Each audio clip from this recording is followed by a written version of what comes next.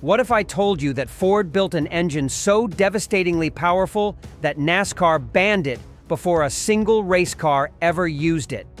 I'm talking about the Ford 427 SOHC, the single overhead cam engine that was so technologically advanced and brutally dominant that racing organizations, competing manufacturers, and even government agencies conspired to destroy it before the public could discover its true capabilities. Today, I'm going to expose the greatest automotive cover-up in American history and reveal why this mechanical masterpiece was considered a threat to national automotive security. Imagine 1964, and Ford engineers have just created what they're calling internally the Doomsday Engine. This wasn't just another power plant. This was a technological leap forward that was decades ahead of anything else in existence. But from the moment this engine fired up on the dyno, corporate executives knew they had created something too powerful for the world to handle. The SOHC project began as Ford's nuclear response to Chrysler's 426 Hemi domination in racing, but it quickly evolved into something far more sinister. Ford had accidentally discovered engine technology that could revolutionize not just racing, but the entire automotive industry. The problem was that this revolution would destroy every other manufacturer's chances of remaining competitive. Behind closed doors, Ford executives were receiving pressure from sources that went far beyond normal corporate competition. Government agencies were expressing concerns about an engine that could propel civilian vehicles to speeds that were considered dangerous to national infrastructure. Foreign governments were allegedly filing diplomatic protests about technology that could give American manufacturers unfair advantages in global markets. But here's the conspiracy that nobody talks about. The SOHC wasn't just being suppressed by outside forces, it was being sabotaged from within Ford itself. Corporate divisions that weren't involved in the project were actively working to kill it because they realized that this engine would make their entire product lines obsolete overnight. Ford was literally at war with itself over technology that was too advanced for their own corporate structure to handle. The most shocking revelation?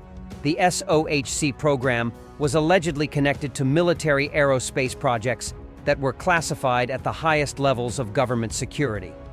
The valve train technology being used was reportedly derived from jet engine research that wasn't supposed to be applied to civilian automotive applications without explicit government approval. Let me blow your mind with the specifications that were considered so dangerous they were classified at corporate espionage levels. The Ford 427 SOHC was never officially rated for horsepower because the numbers were so astronomical that Ford executives feared releasing them would trigger immediate government intervention and industry-wide panic. Independent dyno testing conducted in secret facilities revealed that this engine was producing over 600 horsepower in mild tune, with racing versions allegedly approaching 800 horsepower. These weren't just impressive numbers for 1965, they were power outputs that wouldn't become common in production engines for another 40 years. The single overhead cam design was revolutionary beyond anything the automotive industry had ever seen. Each cylinder head featured individual camshafts that operated massive valves through roller finger followers that eliminated the friction losses and RPM limitations of traditional pushrod systems. The valve train could sustain operation at 8,000 RPM consistently, creating breathing capabilities that made every other engine look like it was suffocating. But here's where the technology gets really sophisticated. The SOHC featured variable timing characteristics that were achieved through cam drive systems that could adjust valve events based on RPM ranges. The intake valves measured over 2 inches in diameter, while the exhaust valves were proportionally huge, creating port flow numbers that exceeded most modern racing engines. The combustion chamber design incorporated quench areas and flame propagation technology that was decades ahead of its time. The engine block itself was a masterpiece of metallurgy that utilized casting techniques borrowed from aerospace applications. The cylinder walls were treated with surface hardening processes that were classified military technology, while the crankshaft was forged from steel alloys that were normally reserved for aircraft engine applications. The connecting rods featured beam designs that could handle cylinder pressures that would destroy conventional components. The intake manifold system was perhaps the most advanced aspect of the entire engine. Ford engineers had developed ram tuning technology that optimized airflow characteristics across the entire RPM range, creating torque curves that remained flat from 3,000 to 7,000 RPM. The carburation system featured progressive Venturi designs that maintained perfect air-fuel ratios under conditions that would confuse conventional fuel delivery systems. This wasn't just advanced engineering, this was technology that bordered on the supernatural. Now we're getting into the real conspiracy, and what I'm about to reveal will expose the most sophisticated suppression campaign in automotive history. The SOHC wasn't just banned from racing, it was systematically destroyed by a coordinated effort that involved competing manufacturers, racing organizations, government agencies, and even foreign automotive interests. NASCAR's preemptive ban of the SOHC engine before it ever competed wasn't just about maintaining competitive balance, it was about preventing Ford from demonstrating technology that would have made every other manufacturer's engines look primitive by comparison.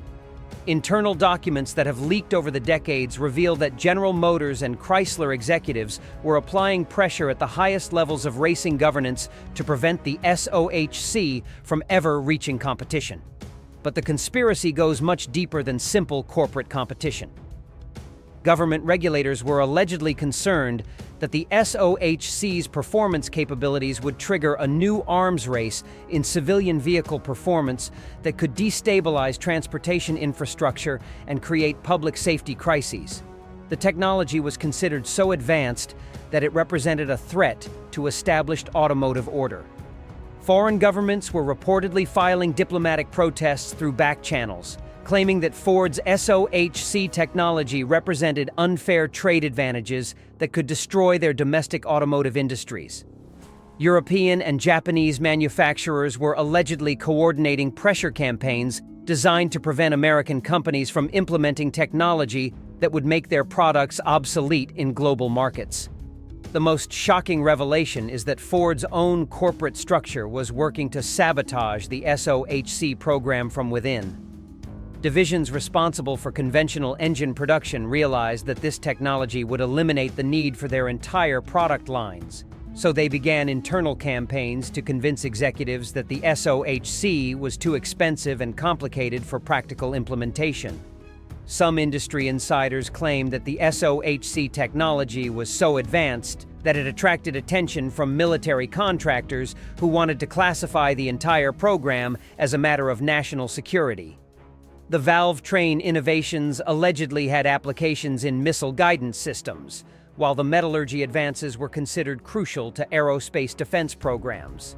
The racetrack became the primary target of the SOHC suppression campaign, and the evidence of its devastating potential was so overwhelming that racing organizations took unprecedented steps to prevent it from ever demonstrating its true capabilities. The few test sessions that were conducted in secret produced lap times that were so superior to existing competition that they were allegedly classified to prevent public panic. Ford racing teams that were preparing SOHC-powered cars for competition reported performance advantages that were almost embarrassing in their magnitude. The engines were producing power outputs that allowed cars to qualify for races at speeds that were 20 to 30 miles per hour, faster than conventional competition, creating safety concerns that track operators couldn't ignore.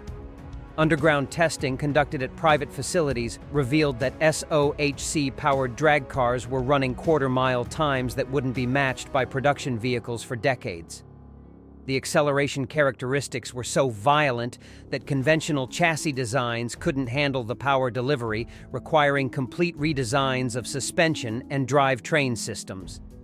Professional drivers who were privileged enough to test SOHC-powered vehicles described the experience as being unlike anything else in automotive history. The power delivery was so linear and sustained that it redefined what was possible in terms of vehicle performance. The engines could maintain full power output from idle to redline without the traditional torque peaks and valleys that characterized other power plants. But here's the most damning evidence of the suppression campaign.